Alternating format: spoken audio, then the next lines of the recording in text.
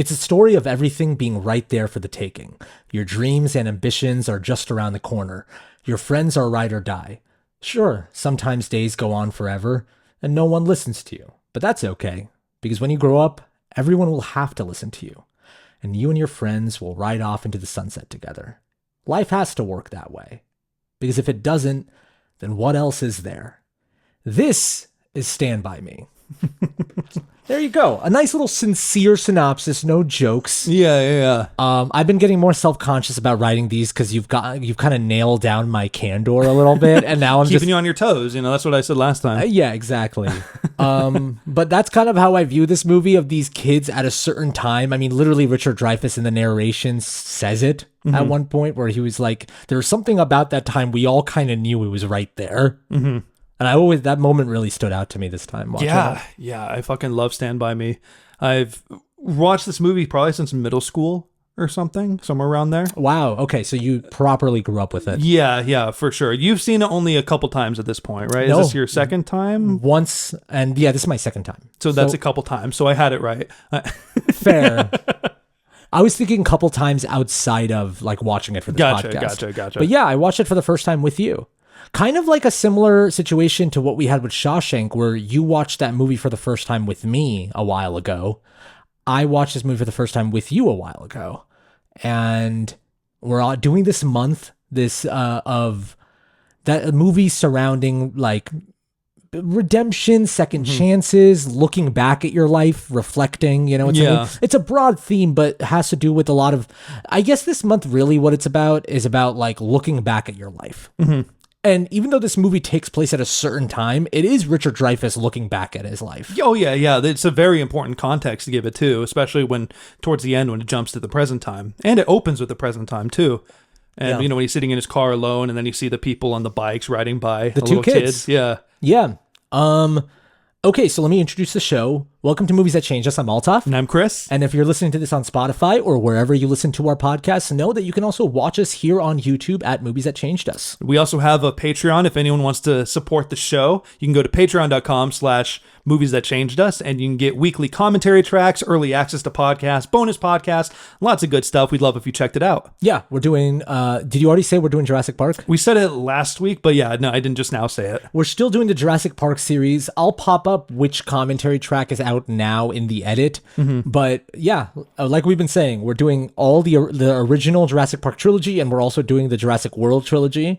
So it's a hang, I feel like the first movie when we watched it, it was us squealing about how good it was. Of course, yeah. And now it's become kind of a hangout where it's just like, we don't love these movies, but we're having a lot of fun. Yeah. And for the first two sequels in the original trilogy, they are very nostalgic for me personally. I watched those movies a lot as a kid. Yeah. So it is fun to revisit them. So we hope you come check it out. Okay, moving to this movie, like we said, this is my second time watching this movie after I watched it with you for the first time a while ago.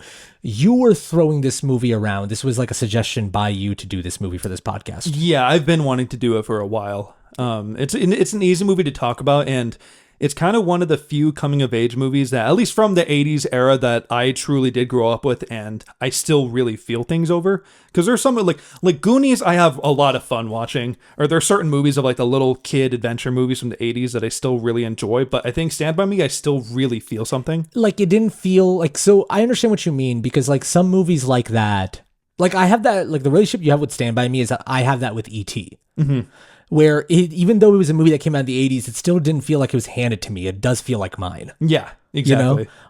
Which is what's kind of cool about it. It's just like these are forever movies. Like Stand By Me will always be important to people. Yeah, and it's also not a movie that I hear a lot of people bring up on their own, too. I'm not going to say it's underrated, like it's a hidden gem or anything like that, because I know it's a really popular movie.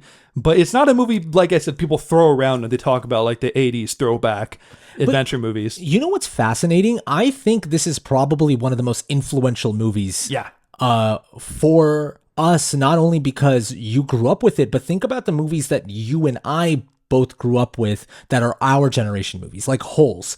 Holes probably wouldn't exist if it wasn't for Stand By Me. Yeah.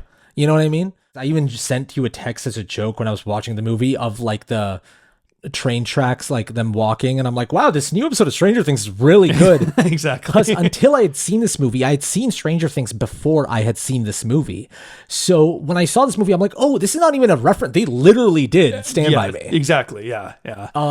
Which is like, I guess, part of the Stranger Things experience. This is not a diss, because I do love that show. But Stranger Things is kind of like a cover band to all these movies. You know what I mean? That's kind of it's very much an homage to that era.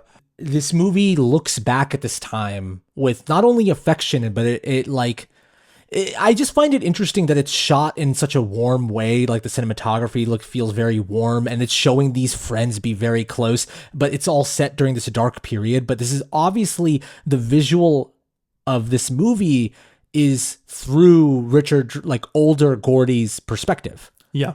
Like it feels like this movie feels like a memory. Yeah. It's very mature. If the whole thing feels very mature, the way it looks at everything. I mean, obviously the boys all make dick jokes to each other, and they show how much of that stuff is just timeless, that every generation is going to make dick jokes to each other. One of my favorite lines in the movie, which is basically like they talked about things that any boy would talk about before they met girls. Yeah, exactly. So like, I think going off what you said, it is a very important element that it's very, what's the word? Like it almost has like kind of a fragile feeling to it. The way it's describing everything that happened, and it feels very fond, and you can tell that Gordy has like changed perspectives, and the parts that he wants to show in his story are very important. Like him seeing the deer, you can tell that meant something to him as an adult, and that's very important. Yeah, what I like about that is that he doesn't explain why that meant something to him. Yeah. It's very much for the audience to kind of put together, even if they don't directly say, or even if you can't, as the audience member, really describe it in like a tangible way, you feel it. Another example of that is when Gordy's narration is talking about how he didn't understand why he desperately needed to see this body, but he just needed to see it. And I guess the movie does kind of address it at the end when they finally see the dead body, and Gordy breaks down and starts talking about his brother and why did his brother have to die. And you understand is like, like he needed to see this body to finally reckon with his brother's death in a way. It's a way to confront mortality. Yeah. And I think I like the fact that this movie trusts you that you'll get there, but it also doesn't explain everything, because this movie feels like a person trying to remember a certain feeling. Like he just read that newspaper that his friend he hasn't talked to in years just died. And he's trying to remember that last time they did something special together. That like like a core memory, if you will, Yeah, I something interesting that happened that I wanted to start here is I was raised in Knoxville, Tennessee. Now, I wasn't born there, but that's basically what I consider my hometown. So a lot of my core group of friends, those friends when I made when I was 12, it was all there. And I never felt this. When I was there, I always felt like Gordy. Not in the sense that like, oh, I'm the smart one and I'll go to a better school and I'll do this stuff. But in the sense of like, all my friends always talked about their lives as if they were always going to live in this town. And I always felt a little distant from them, where not in a bad way, but it was always like I want to leave. And I relate to Gordy in that way a lot in this movie. Teddy, Vern, and Chambers, you can tell like they have their own candor and jokes and everything, but then you can see Gordy's a little bit separate. Yeah, which is like very much like a trope of like writers, you know what I mean? Like he totally feels like a writer, like he'll grow up to go on and this do guy's something else. observing and he's soaking things in, and then he'll let it out in his own way. Exactly, yeah. So it's interesting. But I just felt that I related to that a lot. So I wanted to ask you, what was your friend group like when you were at this age? And also, like, what kind of role did you play in that friend group? Well, so I had a couple different friend groups growing up, because in elementary school, like right when I graduated elementary school, I moved to a different town and went to middle school somewhere else completely and had to start a new friend group. And which, that friend group is still, all my friend groups are very near and dear to me, but I don't have like one big core friend group. It's like, oh, those are my people, because I lived in a couple different areas. Like by the time I was You moved around a lot, yeah. exactly. Like I switched to a high school that was far away, had to start a new friend group there. Then by the time I got to my senior year of high school, I moved again and had to start a new friend group. So do you have any level of nostalgia for any of the places that you moved around to? All of them I do in different ways. Yeah, absolutely. I think most of my time though, I lived in a downtowny setting, and so I had a group of friends that we just walked everywhere. Like that was our thing. We walked around downtown and had like just our own little mini adventures, walking to the mall for, an hour. So we couldn't walk everywhere because it was like in Knoxville. Knoxville's not like a walking town, but we would just drive to like fucking Walmart and hang out in the Walmart there. Or there was like this McDonald's that I remember we all used to go to, but we went to that McDonald's like it was a bar. I feel like a lot of us had like our nearby fast food joint, whether it was McDonald's. Another high school I knew had like a burrito place that was really popular. There's always like that one pop-in food joint for all the high schoolers. Yeah, but we'd go there like it was like fucking, just this local hole in the wall. Yeah. And like we'd say hi to the cashier like they were our bartender. It was so stupid. Yeah. But like that's what it was kind of like, yeah. So yeah, I think like I had a park that was really near my school, funny enough, that we'd all walk to after. Like, I'd hang out for like 2 hours after school was over just with friends, just hanging out on campus and fucking around, and then going over to the nearby park. And what were you like when you were in that friend group? Were you the quiet one? Were you the loud one? I was the funny one. Like, I was like the spazzy, like, wild child of the group. What stands out to you the most when you think about that specific moment of your life? I mean, it depends. I had particular friends that were really close to me that like I hung out with at my house, and to the point where we were almost like brothers, not even like actual friends, but like we would do different things in different rooms for the day. Like we wouldn't even really talk a lot. One of us would be on the computer in the other room. I'd be playing video games in the living room. Yeah. Like over the summer, we just kind of existed together like that. And his home life was not the best, and I'm not going to single anyone out or who they are, but I understand looking back now why he spent so much time at my place. There is that thing when you're a kid where it's this unspoken thing where you're like, oh, this guy has other shit going on. Yeah. You know what I mean? But when you're a kid, you're just hanging out and you're not really asking like, hey man, are you okay? Yeah, of course, But instead we were like, do you want to play Guitar Hero with me? You notice those things. And those are the kind of kids that are also just like, at least I felt this way. I had a friend that would always kind of like, act like he was hot shit, you know what I mean? And it was because like at home he wasn't. Yeah. Yeah. And so and those are the kids that grow up a little too quickly, like the Chambers. Yeah. Of like where, except in this movie, Chambers is someone who is like very aware of who he is, in a way that a lot of people who I knew growing up who were Chambers-esque, who had that kind of background, weren't that self-aware to know where they were at in life. And I think that's why this movie feels like more of a memory movie, where it feels like a Gordy's writing him in his head. Yeah, like he's looking at it from a very sympathetic standpoint. Yeah, it's a very warm look at that kind of character. Well, for sure, because we all knew kids like Chris Chambers growing 100%. Up. We all knew the shithead kids. I had like a couple people like that in my core group of friends growing up. Where I'm like, oh man, like when you think about it, you realize there was so much other shit going on. Yeah, that you had no idea about. From your perspective as a little kid, you're just like, oh, that guy's a jerk. That's all. You just lump it in together like that. Or like I had like a friend, we all hung out and we were cool, but there were moments where I'm like, why is he such a fucking asshole? Yeah. Did you have anyone like Ace growing up? Like when you were a kid, did you have any like older kids that were like horrible? No one like Kiefer Sutherland who would like just put a knife at me. Yeah. It was our core group of friends. And then in our vicinity was an older generation of friends. And I remember a specific feeling of kind of wanting to hang out with the older generation a lot, but they wouldn't let me in. And they wouldn't make fun of us. But they would kind of look at us as like very childish and goofy and stuff like that in a very natural way that everybody goes through. But yeah, so I didn't have like an ace that would be like threatening, but I feel like that's a timeless tale. You have your core group of friends, and then there's an older generation of friends. Neighborhood bully. I was just like, oh, they're like hanging out with girls. Yeah. Like, and that's how I felt. I'm like, dude, they just have girls in their friend group. We're sausage fest. Like, I knew someone who was my friend's older brother that was like just a real, sack of shit growing up. Yeah. Yeah, he would like wrestle with my friend in front of me and like I think he like cut him with like a little sword or something that he had in his room. Jesus. And then in front of all of our, his friend group, including me, he forcefully pulled his shoes off and then threw them on a sign so we can't reach it. Yeah. God damn. Yeah.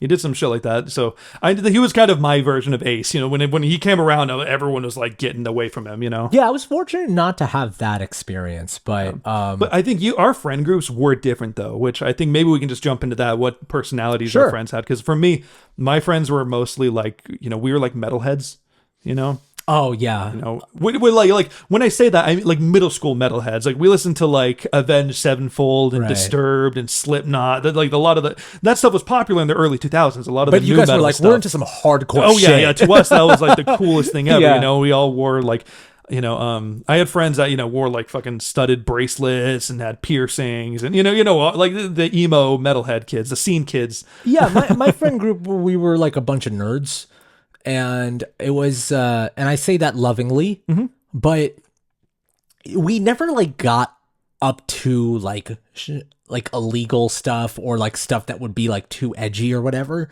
I remember like, and this is still the case, where a lot of my friend group when I was younger were into like we were all nerds, but then they were into specific things that I wasn't into. Like they were big video game nerds, they were big anime nerds, and those were the two subsects of like being a nerd that I would never got into, being a gamer. And so the only time I played video games was when I had Modern Warfare 2 and I would get on with them. Yeah, but it was only because I wanted to hang out with them, and because I don't play video games in general. I'm like, okay, this is one I can actually do.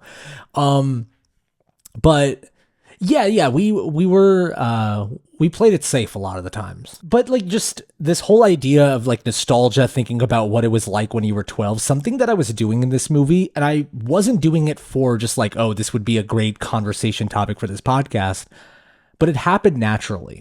So I was watching this movie on Netflix, and 40 minutes into the movie, I started thinking about, obviously, my friends from back home, which I talked about, but also I just started to think about like even people who weren't my friends. I started thinking about my high school graduating class.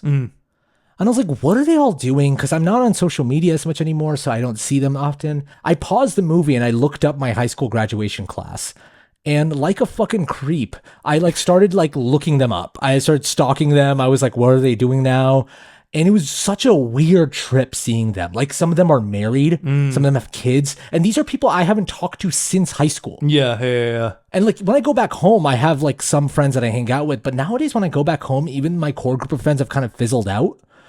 And so it was like for the first time since high school seeing these people, because I was like, oh my God, these people got married. Oh my God, these people own a house. Holy shit, this person ended up doing this with their lives. This person's a fucking teacher. It was just a wild trip, and it happened naturally. I wasn't doing it because I wanted to talk about it on this podcast, but I just got this like hit with this sudden wave of like, I need to know what everyone's up to. These people were such a big part of my life, and they just are not anymore. Friends come and go like busboys at a restaurant. Don't you find that true? Isn't it so weird for you? I feel like you don't have that much of an attachment to these sort of things, but I do it all the time, and I think most people who are on Facebook have done this at least once. What you're talking about, if I had to guess, like most people listening to this have snooped in old friends' Facebook out of curiosity. But what's interesting is that these are not even like a lot of people in high school I didn't really like. So these are not like my friends, but it was the thing where I'm like, but I did spend 4 years of my life that were very formative with these people. And fuck 4 years. A lot of the people I went to high school with, I went to middle school with as well. Sure. Yeah. That's a big difference. Like I didn't really get that because I switched to a high school that was farther out. So some of my middle school friends went to that high school, but most of them were brand new people. And it was a really small high school I went to. My high school only had like 500 students or something like that. It was like a tiny high school. Yeah, no. We definitely had more. And but like, yeah, so like my core group of friends, I still keep in touch with through text every now and then, and we hang out sometimes when I go back home. Sure. But a lot of these people I've lost touch with, and I'm like, I spent 10 years of my life with them and they're just gone. Yeah. And I think that's what this movie hits so well for me, is that feeling of just like, these are the most important people in your life, and then they just disappear. When you're in that period of your life, there's no part of you that thinks that these people are going to go away one day. Yeah, or is there like a point where you think that you're going to miss them the way you do later on, or really reflect on how they might have impacted? Like you said, I know that you didn't like everyone, so you don't like directly like miss them. No, but what I was going to say is that like it's not even like you don't think you're going to miss them because you don't even think they're going to go away. Yeah. Like when you're at like 12 or 13, you don't think about like, oh yeah, when we're all adults, we're all going to fizzle out. We're not going to be as friends like we are. Like when I was like 13, I was like, yeah, these are going to be my friends for life. Yeah. There's no way we don't keep in touch. I had that for a little bit when I finished elementary school, like I said, I moved to a different city that was like probably 20, 30 minutes away. And my core friend group, it was like, oh, we're going to see each other all the time when I go. Don't worry. We're going to hang out. We probably hung out twice entirely. You know what I mean? Yeah, man. And so I think I got a taste of that unfortunate reality when I was about 13. And so I think as I got older, it didn't affect me the same way because I already kind of experienced it.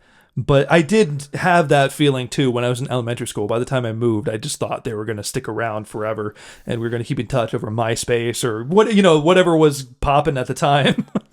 Yeah. It's so funny how like you get hit. Like I got hit with this wave of like sadness when I watched this movie. Yeah. And it's very bittersweet, I think. Yeah. And it was just this feeling of like, damn, if like that part of my life I'm not thinking about as much anymore and doesn't really exist for me as much anymore, like what are you left with almost? Yeah, who am I? Yeah. Am I just not that person that I was? You know, it's such a weird feeling. Oh yeah, yeah. I mean the movie taps into that. I think there's something about like the purity of those friendships in the movie, and it taps into something that anyone can relate to, obviously, because we're not bogged down by like, class issues and bullshit and whatever. I mean, obviously they do talk about class issues in this, but it's very much like their friendships are just built on, hey, you like Mickey Mouse? I like Mickey Mouse. Let's hang out. Yeah. And most friendships as a kid are like that. You see a kid on the playground. Hey, I like your Spider-Man shirt. We've discussed this before in another episode where sometimes all it takes for you to become a friend with someone as a kid is they just sit next to you in class. Mm-hmm. And that's kind of it. Yeah. And it's so simple and pure, like you've said before. Yeah. And that's why we feel nostalgia for those times, because when we were making friends, it was just that simple. We didn't think about anything else. I know nowadays, if you're seated next to a total stranger that's your age, you're like, oh God, I hope he's okay. Like you're immediately like your guard's up. Nowadays, we can't help but be on our phones. Always on TikTok. All these kids these days. I have a question for you though. Yeah. Okay, so you're 12 years old. So you're your 12-year-old self right now. Okay. Your friend group are going on a trip the same way the kids in Stand By Me are. Yeah. What's your 12-year-old self going to pack? And what are you going to do to get ready, kind of thing?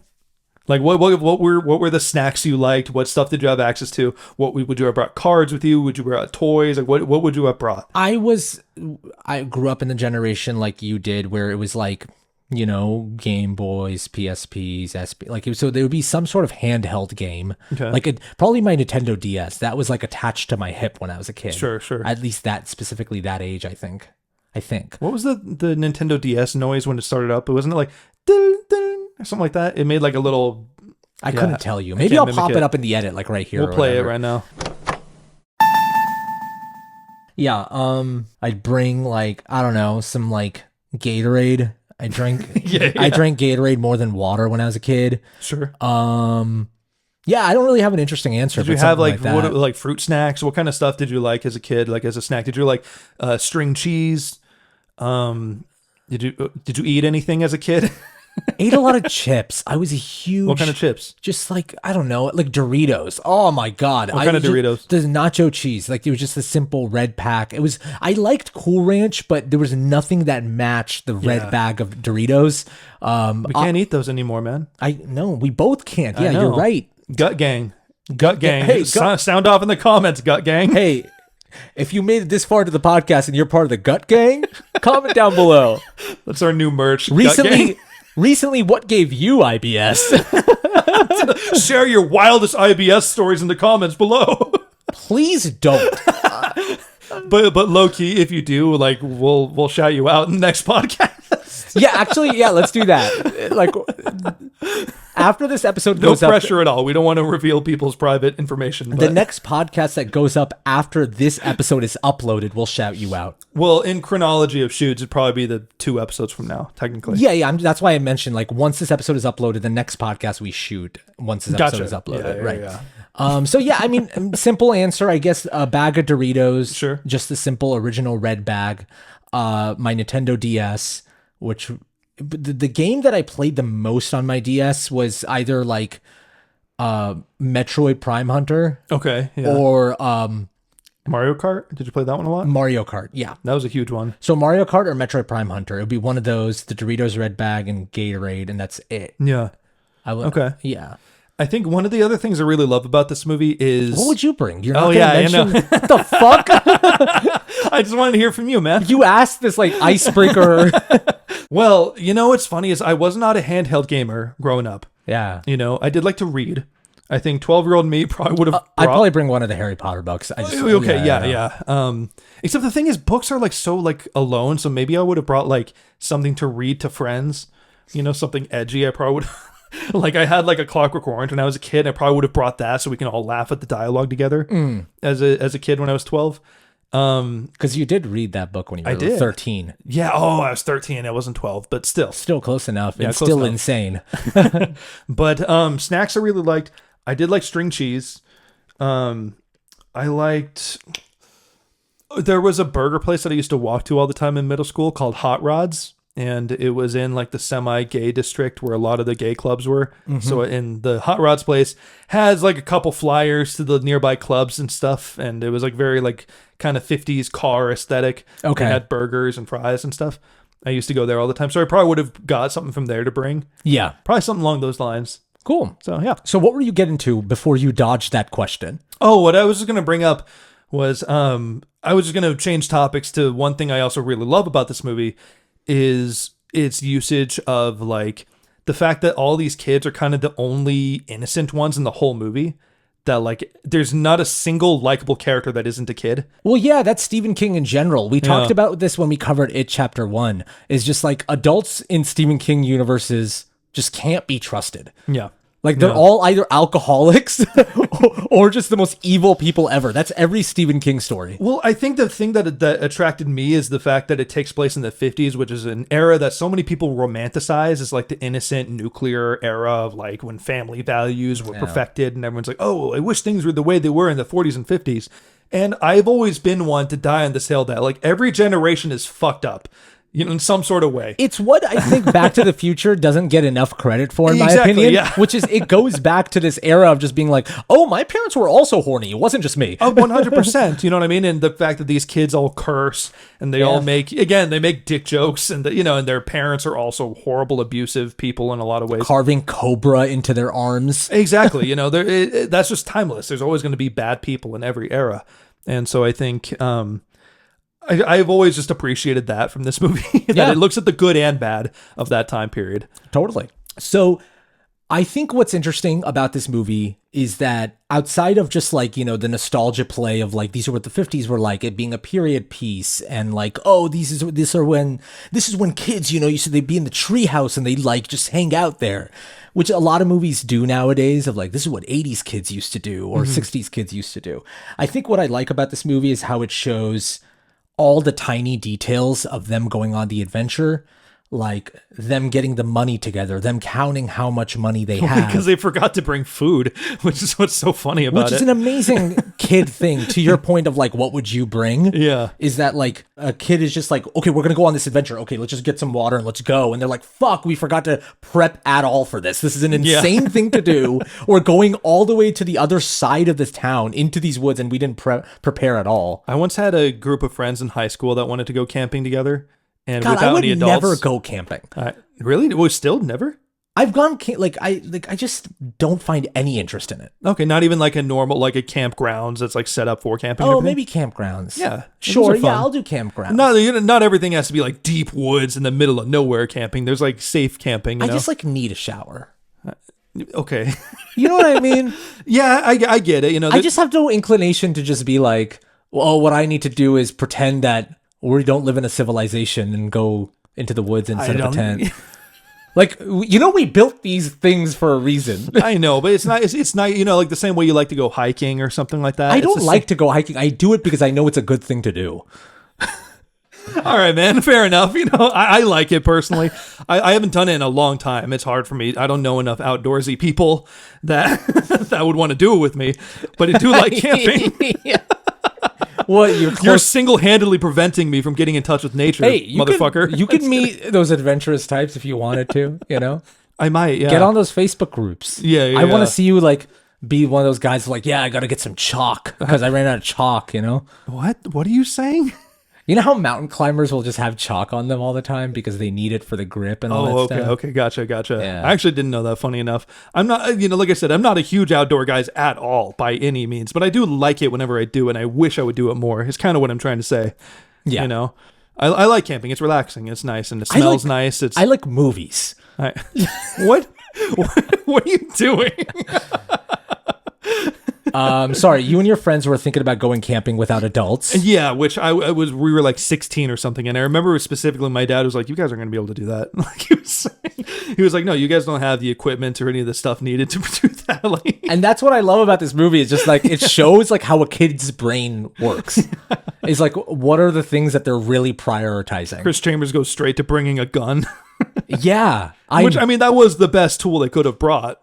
Honestly, it turns out to pay off very nicely. It paid off really well, but yeah. So I like all that stuff. Them sitting down in the train tracks and be like, "All right, give me the money. What do we got?" It's just that there's those simple things that a movie usually wouldn't include, but I like that this movie includes that because it shows like how hard this trip is.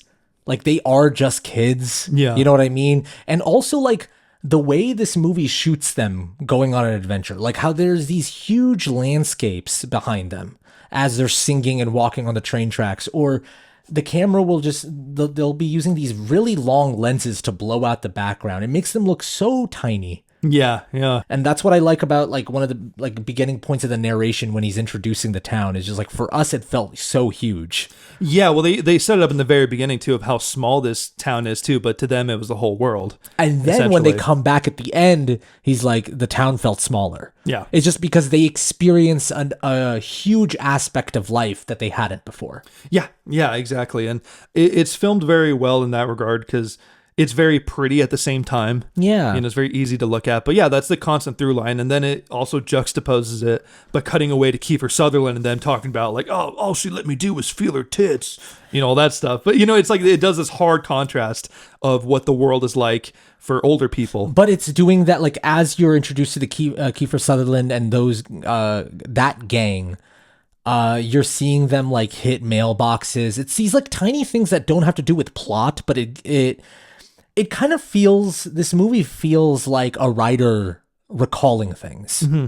And I was going to ask you if you have like a certain moment in your life like this, but there's moments in my life where it'll pop up in my head every now and then where I'm like, wow, I remember this day like it was literally yesterday, but it was 15 years ago. You know what I mean? Yeah. Where like sometimes I won't remember what happens yesterday, but I remember celebrating my friend's birthday and what we did that day so fucking well. Yeah. And it wasn't because it was the best day I ever had, but I just have that memory. And then you're kind of exploring, why do I remember that well? Do you have moments like that in your life? Yeah, for sure. Mostly in high school. I don't think I have as many bells rung. Maybe like a couple from elementary school. Middle school was kind of a blur to me, to be completely honest on that one. I mean, I think for a lot of people, middle school is kind of a blur. It's kind of a big fucking mess for a lot of people. But yeah, for sure I do. I remember like, mostly it was with music. I have a lot of fond memories with music in high school because I was in a rock band, which we never performed anywhere except for the school talent show and stuff like that. But we never like got gigs. Did you ever tell me this? Yeah, I was in a band when I was in high school. Oh, you told me you were in a band. Yeah, that's true. Yeah, and that also makes sense. You were a drummer. Yeah. Yeah. And you recently played drums again. Yeah. After like how many years? Probably like, well, that particular kit was my high school kit that I grew up with. So it was probably like 3 years at that point since I played it. So that was fun. That was very nice. Yeah. But I don't play drums as much as I'd like to, just because we live in apartments. And the minute I hit a snare, just we'll get knocks on our door and a letter complaining. Yeah, in an LA apartment, it's hard to be a drummer. Exactly. So, and I don't have the money or, I can put aside for an electric kit. So, Yeah, that's fair. I have a short story that I'd like to tell you. okay. So, and I remembered this just right now. I didn't have this in my notes, but just speaking on like how there's a certain moments in your childhood you'll remember every single moment of. I wasn't like a 12-year-old. We were in high school at this point. And it was like that first year where we all like could drive. Like 16 basically. Okay. Yeah. Yeah. And I remember this is kind of related to how just kids don't think about things too far ahead. They'll just have an exciting idea and just go for it.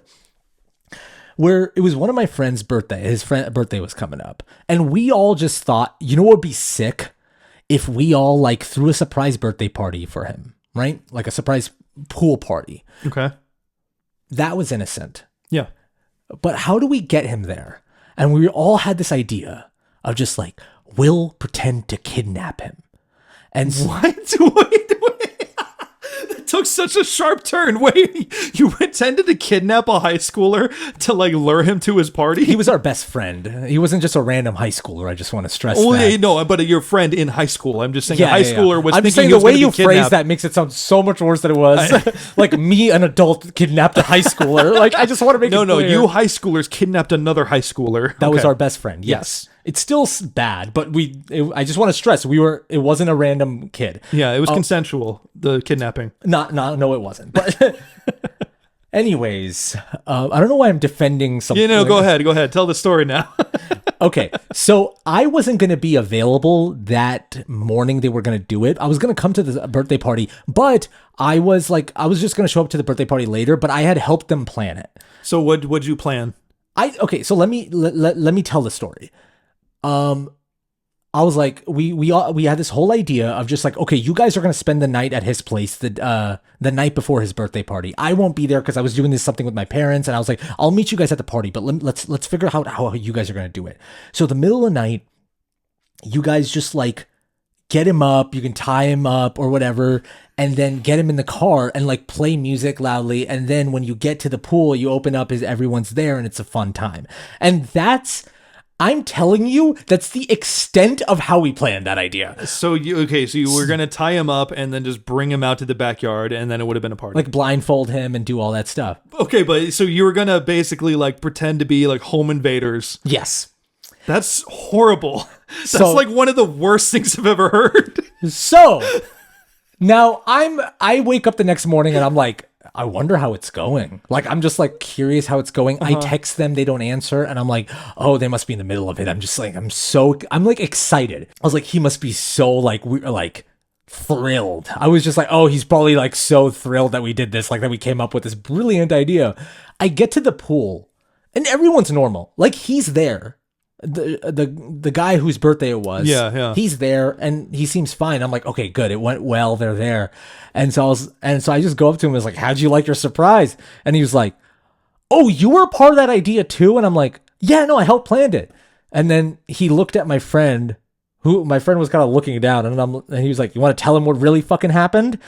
And my friend was just like, yeah, until like the first minute of us trying to do it, he started trying to claw our eyes out. He panicked really hard. He was like flailing. Oh my God. Because he panicked because he thought someone was actually rightfully kidnapping fucking him. so. I mean, good for him for fighting off the potential invaders. And then like So he wasn't amused by this, I'm safely assuming. he was amused after the fact of how stupid we were that we Okay. thought of this idea. So wait, did you guys like Because you know the way we thought about it. Okay, yeah. We thought about it in the way of just like, oh, kidnapping our bachelor for his bachelor's party. You know what I mean? Where like we saw that on some TV show about a group of friends kidnapping one of the guys, yeah. and then someone's, it's your bachelor party, and they're like, oh man, I'm like, oh, that's a cool idea to like get in that on his birthday party. And so we were all like fucking 6-year-old assholes. I mean, honestly, I'm relieved that at least this is looked at that way and it wasn't like traumatizing to him. No. Because it's like one of the worst thing, like fears, right, to unlock is people breaking into your home and tying you up. I think like that's so horrible. I think it helped that he was 16. Like we were all like the same age. Yeah. So I think it helped that he was thinking of it from a 16-year-old's perspective too, that he was like, oh, my friends are just idiots. Yeah. Because if we all did this as adults, he'd probably be like, I'm not hanging out with you anymore. And I'm still friends with the guy. And so like, all right, we're still fine. Like, it's totally good. That just seems so out of pocket for you though. But he's one of my friends that I've known since we were 12. Like, we've all known each other since we were 12. And I just wanted to give that example of just like how fucking stupid kids can be sometimes. Yeah. And I have a firsthand experience of that. I never told you that story. No, you didn't. Yeah, this is raw. Guys, this is real. So I'm jumping around a little bit, but do you want to talk about the pie sequence? Oh yeah. Okay. Kind of amazing that they show the entire sequence.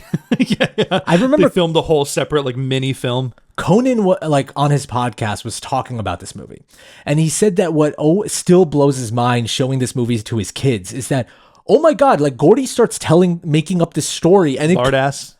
And it cuts to the entire pie contest. Like, they had to do the set dressing for that. They had to like shoot that. They got a whole group of actors.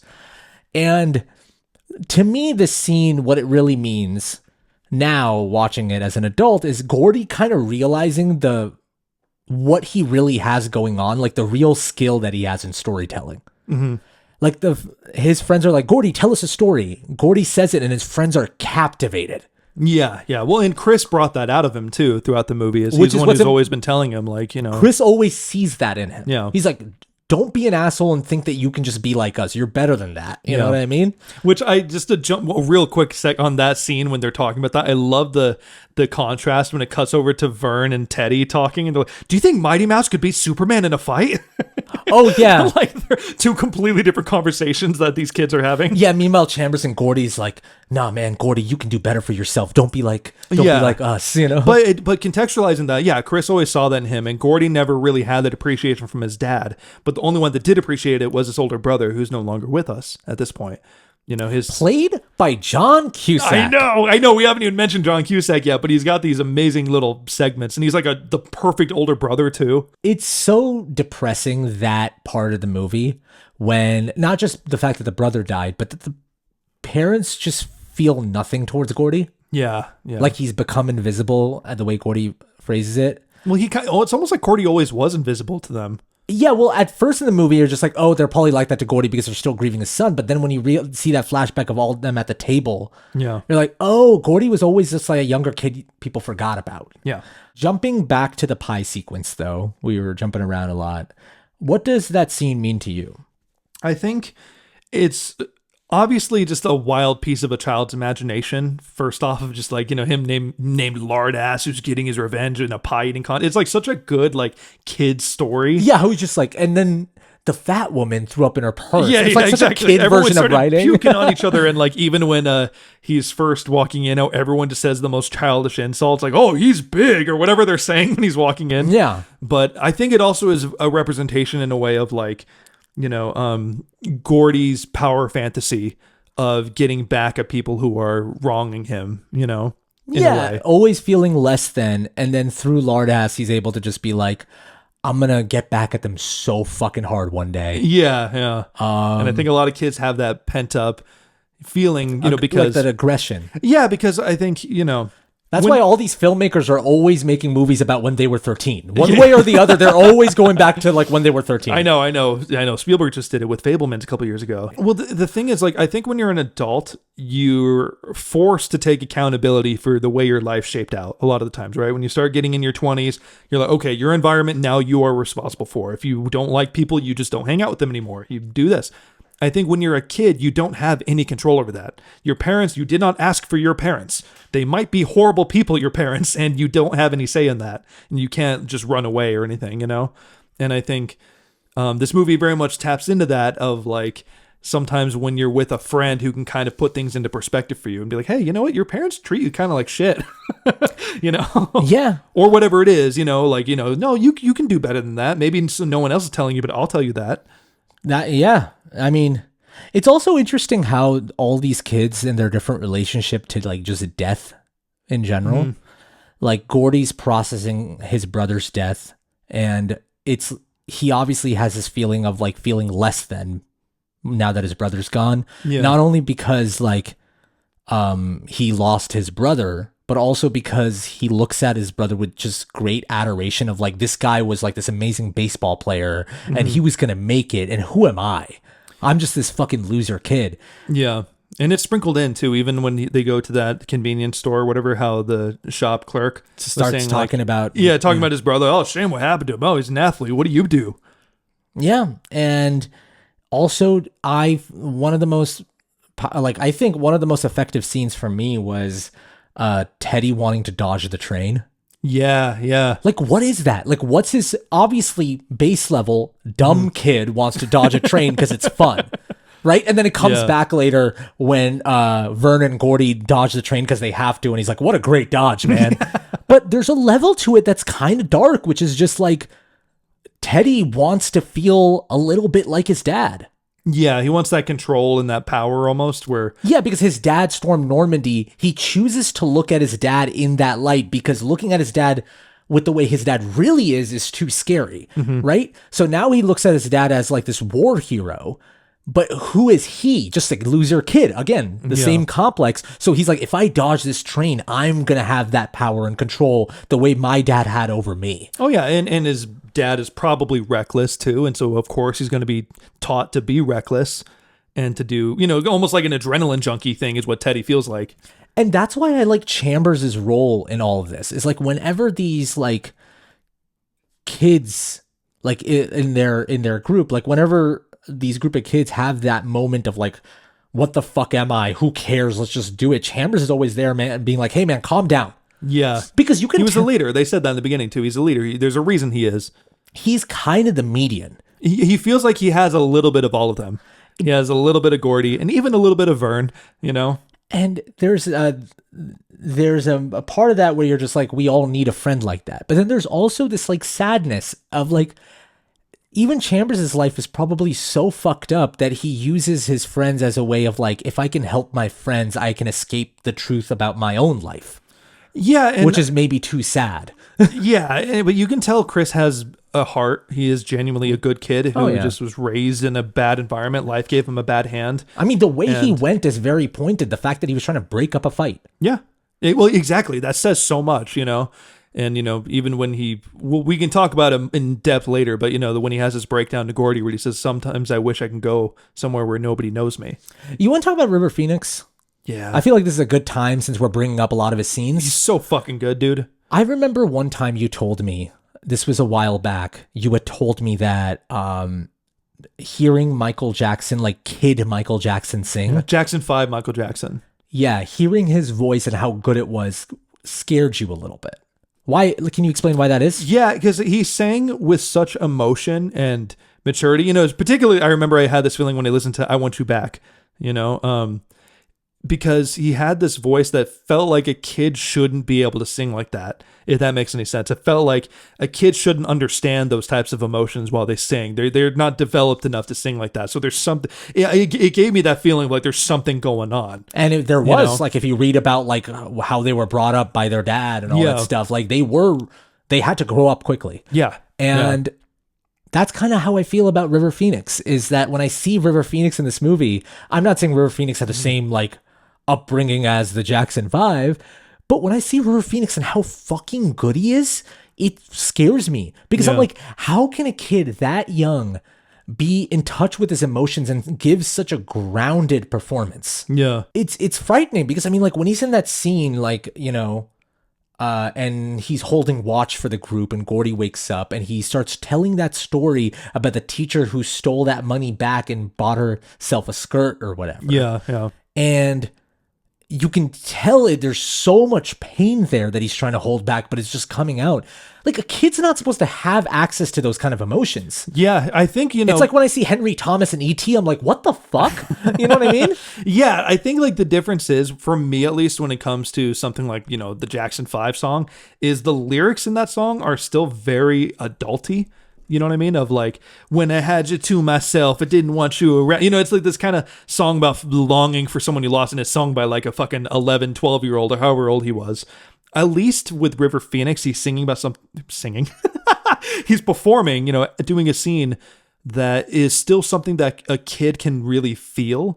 And it probably takes a lot for a kid to really reach in and understand that. So that's my point. I'm not saying it's like, I guess I didn't mean it to say that I'm like, oh, frightened the same way you were about Michael Jackson. I'm not trying to make a one-on-one comparison. I'm just trying to make a point that like, yes, it's such a not complex emotion that a kid shouldn't be able to understand. Exactly. It's not the same thing as Michael Jackson, but it's just like, how can a kid tap into that? Yeah. Like it's a once in a generation level of talent that River Phoenix had. It's one of those prime examples like Heath Ledger where you're just like, where you're just like too fucking young. Yeah. Yeah. Just gone away too soon. I remember like the first thing I probably ever saw him in was, Last Crusade, when he played a young Harrison Ford. Oh, same here. Yeah, yeah. And he's so fucking good in that. Like, he carries the first 10 minutes of that movie. He's fantastic, Like, he's a lead in the first 10 minutes of the movie, and he takes it away. Like, think about an Indiana Jones movie, and you just have to lead that and be younger Indiana Jones. And you're opening it. You're hooking them in. And you believe it so wholeheartedly, to the point when Spielberg has that match cut. I was going to say, at least in one of the Spielberg's best match cuts. You believe it. You're like, well, yeah, that's Harrison Ford. Like, you have to sell the shit out of that. Harrison Ford is one of the most iconic figures. So for you to play that and it to not come across as mimicry either. It like a real kid. Yeah, you didn't feel like a kid just doing a Harrison Ford impression. It felt like an actually younger version of Indiana Jones. I think right after you showed me this movie like 4 or 5 years ago, maybe, I looked at you. I'm like, God damn, he's such a kid. He's just a kid. How do you do that? I know. Okay, so before we talk about like the last 20 minutes, do you want to talk about the train scene? Yeah. So it is probably the most iconic scene in this movie. What do you think about it? I find it, I mean, I don't know what else to say about it just because I'm like, it's fucking great. It's shot extremely well. There are moments in it where I'm like, how did they get that shot? Because it's like, you can see even there's like this helicopter shot right before the train comes of showing those people on the bridge and they're like, oh, they have body doubles there. Yeah, yeah. But I'm like, that's like a fucking, the scale of it feels like Mission Impossible. I think it was like a lot of really good lens usage where they made the background look a lot closer than the foreground. Kind of like what, they did a similar trick in Breaking Bad when the cousins were walking away from the explosion. Yes. Where they used lens tricks to make the background look a lot closer.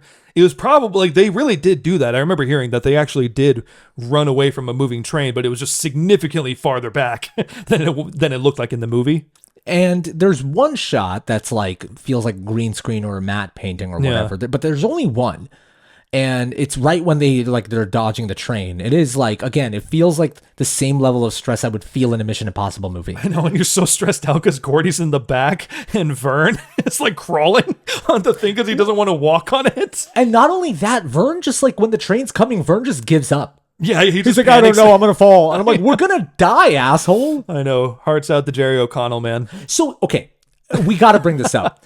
I remember I had a phone call with you the next day after I watched this movie for this podcast. And I was just talking about, I was like, oh, yeah, man, forgot how good it was. I can't wait to talk about this movie on the podcast. And you were like, yeah, and then, younger, chubbier Jerry O'Connell. I'm like, that's Jerry O'Connell? And I'm pretty sure I told you that when we first watched it. I think you just forgot. I forgot. Yeah. I totally forgot. I love Jerry O'Connell. Like, I really like him. I think he's so underrated. He's such a likable actor. And also just like a 90s staple. Yeah. But it's just so, like, he's unrecognizable. Like, I can't see Jerry O'Connell. It's crazy. I know. I mean, like, Vern in general is just such a lovable character.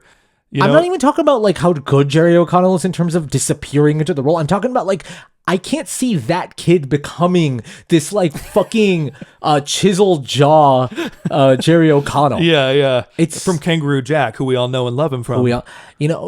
I watched Kangaroo Jack a lot growing up because we all as kids were tricked. I said the hip hop, the hippie to the hip hopping you down, stop. Right, exactly. But I think the movie that I like him the most in is probably Jerry Maguire. Sure. He's so good in Jerry Maguire, but he plays like just like a fucking dumb asshole in that movie. Yeah. He's great in Scream 2. So good in Scream 2. That was a big mistake to kill his character off. Sorry, spoilies for Scream 2, but he would have been such a good new recurring character. I was also so something I was thinking about too. I was just like, I can't, because a fucking thing that I have when I watch these movies, I always end up seeing myself as like Oh yeah, I mean, I was the fat insecure kid. like Oh, you're saying you see yourself in Vern? I see myself in like all these like coming of age movies have that one kid where it's just like the chubbier insecure kid. Goonies has it, this has it, Super 8 has it. Like they all have this trope. And I'm like, when I was watching the movie, I'm like, yeah, I was kind of like this kid, but I'm like, I gotta stop relating myself to these kids. If you're saying you were like that before, I think it's okay, you know? Yeah, but it's just... To be fair, man, you know, I also compare you off mic and off camera a lot to Michael Scott, who is not chubby. I know. It's not just about weight, I guess. I'm just making that as a point. There are moments where I watch The Office, though. I've been watching it a lot recently because of these fires, and that's become a comfort food show for me. And I watch The Office and I see Michael and I'm like, oh God, I've said a version of that line before. Fuck. Like, I mean, honestly, like Vern, I did get some Altaf vibes from a little bit. What moment specifically? I mean, immediately upon when he first enters, how he forgets the secret sign or the secret knock, and he's like, "Okay, I forgot the secret knock. Come on, guys, let me in." Something that people probably don't see in this podcast or in any of our videos. I go into whining mode a little too quickly. You are a little bit of a whiner. I still love you, you know. And nowadays, I mean, we've known each other for so long that you'll give me like a specific type of eye contact where I'm like, oh, I'm whining again. Okay, I gotta fucking quit this. I think for patrons of ours, we'll probably hear it in our, our commentary tracks. Yeah, because that's a little bit more raw. It's pretty raw. Once in a while, it happens where I'll say something. They're like, what do you mean by that? And then immediately we catch ourselves. Yeah, so if you want more raw moments like that, go to our Patreon. Yeah, that's a selling point for the Patreon. But I think Vern in general, though, I think also like his inability to read the room. I love how he's like, I mean, I might have nightmares. You see his blood coming out. Yeah, and Chamber's like, Vern, just stop it. Just shut up. Do you want to talk about just now the final act? Sure. As we talk about it, we got to mention Kiefer Sutherland. We like touched on him a little bit, but an amazing performance, an amazing like villain performance. Was that his first like big role? Do you know? Had to be, right? Was that before Lost Boys and all that? So I haven't seen Lost Boys. I haven't either. I'm not sure the timeline of that, but because I grew up with 24 Kiefer Sutherland. I grew up with Jack Bauer. So did you watch 24? My family did, and I saw it on. I never followed the story, and I don't think they even let me watch it with them, but I saw it around. Yeah. I also know Kiefer Sutherland as the soldier he played as. I forget his name, but from Call of Duty, World at War. Okay. He's also in he's kind of a bad guy in a few Good Men. Okay. So Kiefer Sutherland, great villain performances. They're creeping in on the kids.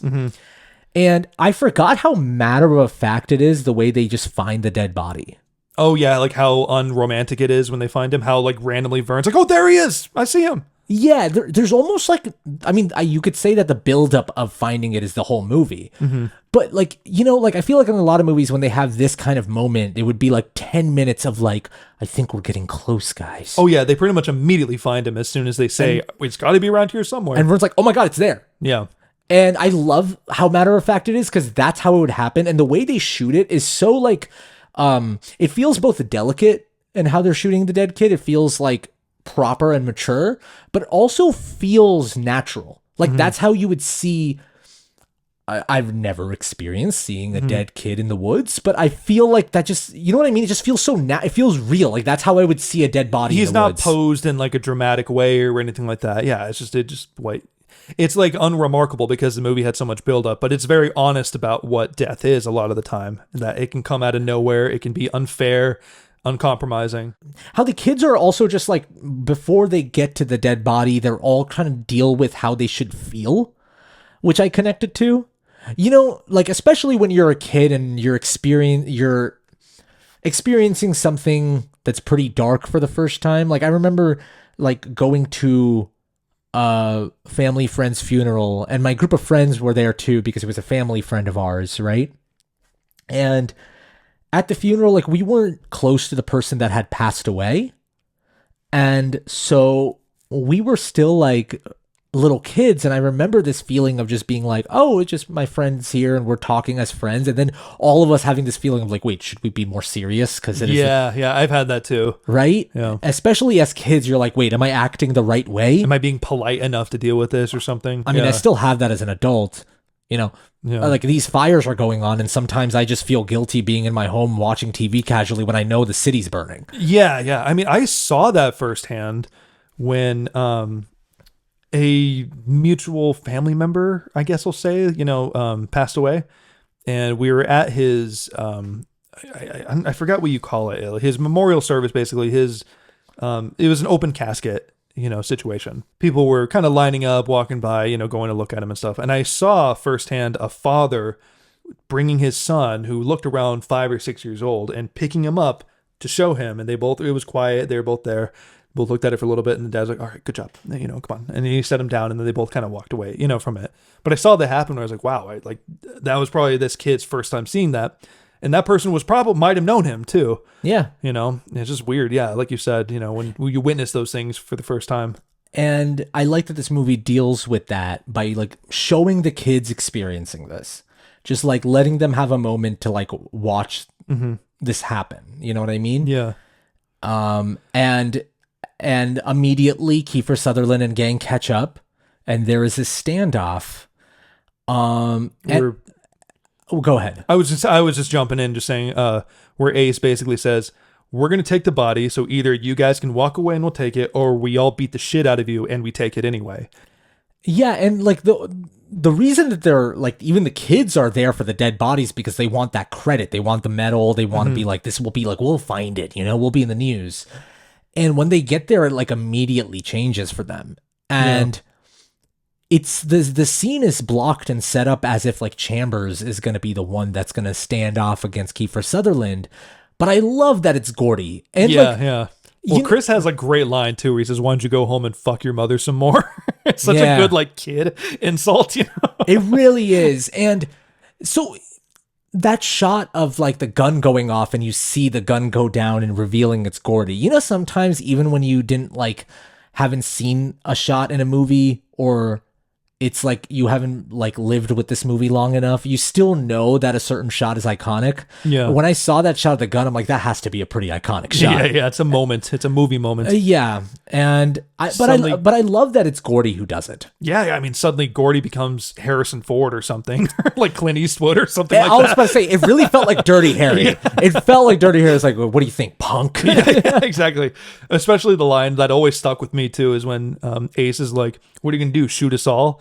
And he's like, no, Ace, just you. That's Dirty Harry. That's like legitimately Clint Eastwood. He says, what does he say? Like, why don't you suck my fat one, you cheap dime store fuck? Or whatever he says, try and dime store hood. Yeah. And you can kind of like, I love how they make fun of that a little bit right after. It's like, wow, you have a fat one or whatever. But it's one of those moments where like, how like you'll have a really good insult and you're kind of proud of it. And you're kind of surprised that you said that. You can see in Gordy's face, he's even like, wow, all that just came out. That's good. Yeah. He really, you can tell he grew in that moment, Yeah. And well, even like, I think the thing I appreciated about this movie and even its use of having a dead body be like the MacGuffin of the movie. Yeah. Is Stephen King's fascination with the macabre and the dark, fucked up things is very sincere and thematic. Like, he never puts anything dark to, like, just cheaply shock you. At least some of his best work. Yeah, his good stuff, for sure, But I'm just saying, like, even for this plot line of them looking for a dead body, we touched on it, but it's really, all of them confronting, losing their innocence. And for Gordy, the reality of, like you said, his brother being gone. Have you read The Body? No, I have not. Okay. I've read excerpts from it a little bit. And I've heard, I don't know for sure if this is accurate, but I've heard, like Shawshank Redemption, Stand By Me is very accurate to the book. I've heard that it's pretty accurate. Even even some of the narrations and stuff are like word for word. So they say goodbye. They arrive into town. There's that Richard Dreyfuss narration of just like, it just feels smaller now. And perhaps the saddest thing is Chambers, like, he fucking did it. He went to he became an attorney. Yeah. Like, that's the crazy part. Like, he didn't believe in himself. Gordy did. Just like how Chambers believed in Gordy when Gordy didn't believe himself. And Chambers did it. He went to school, he finished, became an attorney, and life just throws shit at you that you don't expect. Where one day he was at a restaurant breaking up a fight. Wrong place, wrong time. Like, and I love the honesty of that, because it's like, oh, this wasn't a story of Chambers he was raised fucked up, so he grew up to be nothing and then got killed in a fight while he was dealing drugs or whatever. No, he got out and he became successful, and still it happened, and you just never know. Yeah. But at least, Chris got to live a life that was probably better off than he would have been had he stayed back home, and, he probably would have become, a fuck up. Yeah, I mean, especially that shot of River Phoenix walking away and fading out too. It just adds another layer of sadness knowing that River Phoenix is actually no longer with us too. There is like a weird feeling watching it. I mean, yeah, it's very emotional. Yeah. I mean, it's it makes sense why in the 90s when Boys in the Hood comes out, a movie that I actually watched for the first time like 2 years ago. Oh, that's a movie that's inspired by Stand By Me. I know we touched on the beginning. I was literally about to say that, where Boys in the Hood starts off when they're all kids, and one of them is like, you want to see a dead body. Yeah. And it's in South Central LA. And you know how that movie ends? With Ice Cube. Yeah. Basically talking about, he has this great monologue. It's one of the best performances, and it's Ice Cube delivering it. He's so fucking good in that movie. But he basically says a version of just like, they're just not going to care about us. We're just going to see death after death in the city, and no one's going to give a shit about us. And he walks away, and then he disappears, and then it comes up with this text, and he's like, he died 2 weeks later. Yeah. And it's like, the fact that this story is so universal that John Singleton was able to take it and write something about South Central LA that was so personal, right? And so it shows you how universal the themes of Stand By Me is, that he was able to make a movie about like black culture in South Central LA and it still feel resonant. You know? Yeah. Yeah, then it cuts back to present day Richard Dreyfuss. And just silently watching him type. I love that moment so much. Yeah, talk about that. You reference this moment a lot. Yeah, well, it's just so moving too. When you're kind of just, the movie doesn't need to preach to you anymore. It kind of just lets you be in your own thoughts while you watch him say, although I haven't seen him in over 10 years, I know I'll miss him forever. And then he goes on to say, after the kids come in and they're like, Dad, aren't we leaving? And he's like, almost. And he's like, you said that an hour ago. And they leave. And you see him write out, I never had any friends like the ones I did when I was 12. Jesus does anyone. I always, because you've quoted that to me a lot as like one of your favorite lines in this movie. And even since it's been a while since I saw it like 4 or 5 years ago for the first time, in my mind, I always thought Richard Dreyfuss said that out loud in his narration, but I forgot, like watching this movie, I'm like, oh no, you're reading that. And so it's just like, to your point, it's just like by the end of the movie, it doesn't have to preach anything to you. You're reading it for yourself. Like he's able to, this is how he expresses that emotion. And I mean, it's such an amazing final shot too. Yeah, right as you start to hear the song kick in, you hear a little dun dun dun dun dun. While you see him walking with the kids, and he goes and plays with them. They all get in the car together. It's through the window. Yeah, it's through the window, and you kind of let him go, and it's like you see him also be like a loving father too. Yeah. You know what I mean? You see, like, it doesn't have to tell you that he broke the cycle that his family was going through. I was listening to Armchair Expert, and they had Adam Scott on, and they were talking about how like having kids is such a blessing, especially when as a parent you go through grief of losing a parent of your own, or if you didn't have a great childhood even. When you have kids, what you can do is like, let's say you didn't have a great dad. The best thing you can do when you have a kid is just like, well, I never had an amazing relationship with my dad, but you know what I'm going to do is I'm going to be a great dad. And I mean, that's the best case scenario. So if you're not repeating the cycle, but he was like, that's the real blessing of having a kid is now you get to like course correct and you get to be that for your son. Even though if you didn't get that, you get to fulfill that emotion by being that for your son, your daughter, whoever. Yeah. And listening to that podcast, watching this movie makes me want to have kids. Yeah. And it's not something in a weird way, huh? Because it's so bittersweet. I'm single. I'm not like I don't think it's coming anytime soon. You're not planting your seed anytime soon yet. Thank you. Yeah, just be. I appreciate that. But sometimes I even think to myself, do I even want kids or whatever? Watching this movie makes me want them. I'm just like, I want to have kids so I feel like not only for the obvious reason of wanting to have some sort of legacy, wanting to leave behind something, but also just to be like the selfless act of giving a part of yourself to your kids. Yeah. You know? Yeah. I mean, this is slightly dark turn, but this movie does remind me of this though as I get older, because this is obviously one of those movies that's going to get hit harder as you get older, as you look back on things. Do you know how many people from my childhood or high school in particular that I know that have died? No. 5. Oh my God. Yeah. And I'm sure there are people that know more out there as time goes on, whatever, but I think knowing the setup of the movie of knowing that his longtime friend is no longer with us and stuff, it does hit home a little bit for me, because there were some people, no one I was like super close to, but people I was mildly close to that I just find out somewhere on Facebook, people just wrote about, that are gone, it's just a weird feeling. Yeah. Damn. Yeah. I remember one of them. I remember you were working and you told me, you're like, oh my God, this person from my high school. Yeah. Such a weird feeling, because you just don't think that it's going to happen to someone that's so close to your age, or like. I know. And the first thought that comes to mind is like, oh, but I went to high school with that person. Yeah, that's not allowed to happen. Yeah. That happened to me in middle school. I remember I was in like 7th grade, and there was a kid in my school where one day I saw him and he was just like, gave me gum because I asked him for gum. And then that was a Friday. And on the Monday, the teachers told us that he was on a zip line in Gatlinburg, which is a spot in Tennessee that a lot of people go to vacation or just hang out. And he was on a zip line there, and there was a malfunction. And It was a freak accident, and he died. And my first thought was just like, nobody gave me gum Friday. Yeah. I was like, what the fuck? That doesn't make sense. You know? One day they're there, then one day they're not. I feel like that's just the core of what this movie is. Is like, that's how matter of fact life is. Yeah. It's so unexpected. It's unforgiving. There's no build up. The next day they're just gone. Yeah. And hold people you love close. You wish there was like this build up, right? You wish there was some sort of level of like, oh, this is like, they set this up in the first act, so now in the third act this is going to happen. It's going to pay off. You wish your life worked like a Save the Cat screenplay. Yeah, of course. But it's not like that. And I think that's what this movie pulls off so brilliantly, in expressing that feeling in, again, gotta stress, fucking 80 minutes. Yeah, dude, this movie's so airtight. But it explores themes that I think you and I could talk about for hours. Okay, so do you want to move on to the write-ins? Yeah, let's do it. As always, we asked you guys how Stand By Me changed you. You emailed us at moviesthatchangedus@gmail.com. We got a good amount of write-ins this time. Yeah. Thank you to everyone who wrote in.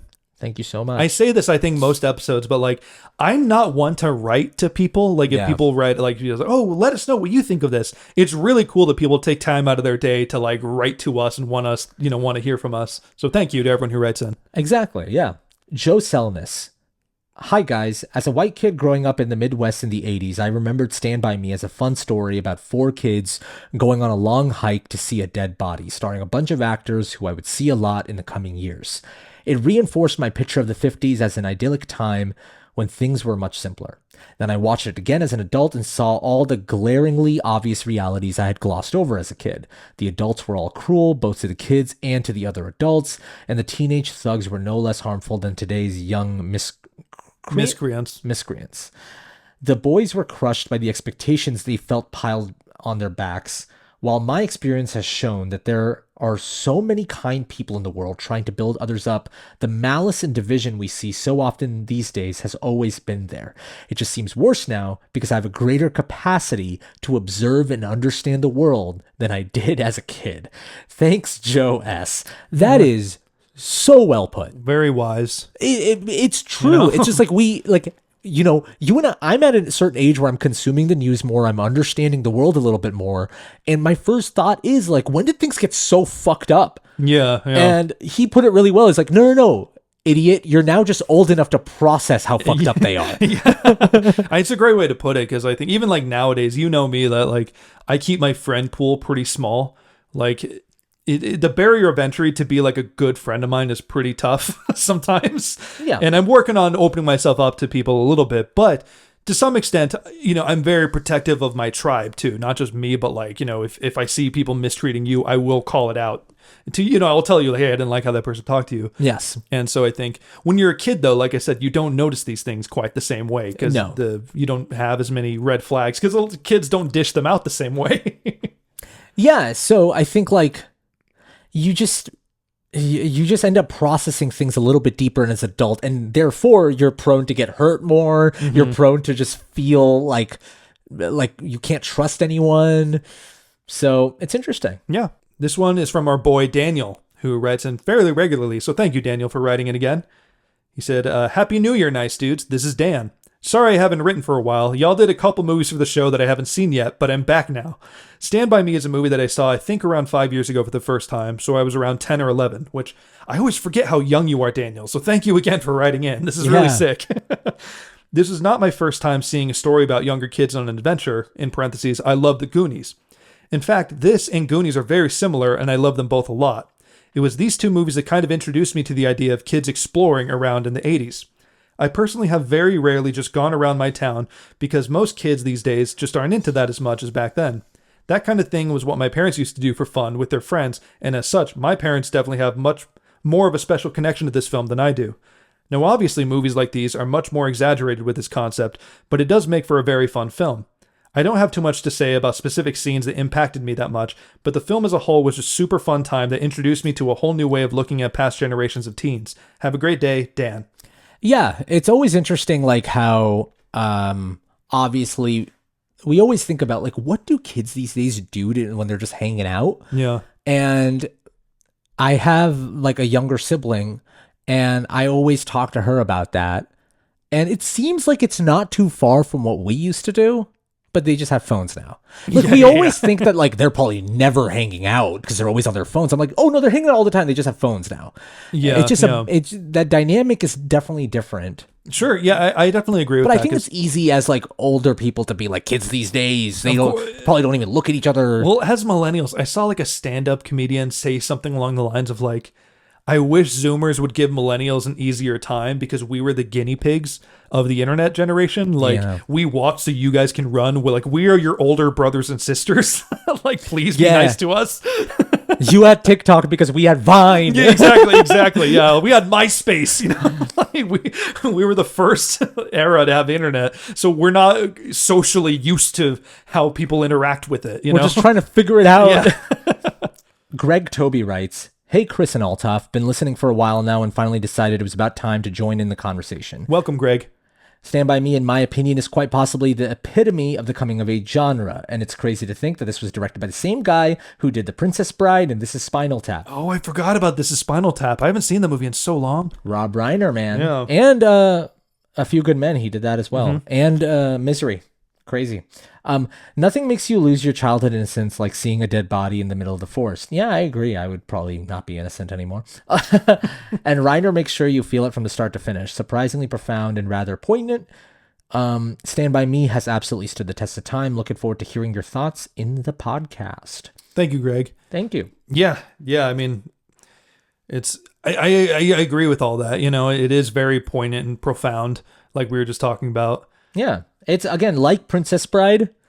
Princess Bride is another one of these where it's just like, oh, this is going to be forever. Like, this movie's never going to go away. Well, and I really connect, like, I do, when I think of coming-of-age movies, I do think Stand By Me is kind of the pinnacle coming-of-age movie, in my opinion. Which is, to your point, not many people bring it up in that conversation, but it definitely is. And maybe, like, we're saying that as millennials are like, oh, it feels underrated, but maybe in generation older, that's like, what are you talking about? We talk about Stand By Me all the time. That movie aired on TV a lot, which is how I saw it a lot growing up. That makes sense. That tracks. It's a good TV movie. It's only 80 minutes. It's not that harsh. It's easy to censor. Yeah, totally. Brent. Speaking of, just when you said censor, this is the first scene I thought of. Do you remember that moment where they talk about, I don't know if it's a teacher's, they talk about an older woman's tits? Oh, it was like on the Mickey Mouse show, right? It was something like this woman, yeah. And there's this moment where like, oh man, her tits are great. Yeah, Vern says that. And they all like, yeah. Like, and it's such a kid thing to just be like, damn man, you know what's cool? Boobs. I know, right? Kids are so fucking stupid, but us adults now we're... Yeah, now I'm just like, no to boobs. They're just boobs. I mean, they don't do much for me. To clarify, boobs are always fun. They're great. My friend in middle school said he calls boobs bags of angels. And I was like, all right, man. It would be amazing if afterwards you revealed, and he got laid all the time. Boob gang, sound off in the comments. So, gut gang and boob gang. The crossover might be more than you think. Jesus Christ. Okay, our last write-in is by Brent Mason. Stand By Me taught me the art of being profane with your buddies and how much fun it can be. Speaking of boobs. boobs and pooping, which is basically what we're talking about. I remember being in the schoolyard trying to fit in as many swears as possible into every unsupervised moment after watching Stand By Me. Stand By Me was when I learned that swearing was cool. Hell yeah. Yeah. Especially, I like, obviously, I feel like that's why people like Stranger Things, at least when season 1 started. It showed these kids at this age swearing and cursing. Being crass. Yeah, which is how kids talk, Sure. It's how I talked as I mean, like, I remember trying out the F word for the first time. Yeah, we all have tried that. Or it didn't feel right, but I was like, fuck. Like, it didn't come out. You know what my first curse word was? What? Bitch. Okay. Yeah, I can see that. And it was like, I tried to call someone a bitch. Okay. And again, it just, I thought about it too much, and I thought about how I'm going to say it. And like, I remember that. Yeah. One of my first was assholes. I said that I think we were playing like tetherball or ball wall, one of those, playground games. I was like in 3rd grade, and I was mad at the other team when we lost, and we were walking away, and I said to my friend, man, I can't stand those assholes. And I remember thinking in my head, I'm like, whoa, I just said that. Right. It's kind of cool. Whoa, I'm here now. I made it. And now I feel like I talk like a sailor sometimes. I got to stop. Okay. Well, thank you guys so much for writing in. Thank you so much for watching, listening. Thank you so much to our patrons for supporting us again and again. We really appreciate it. Last but not least, stay nice, dudes.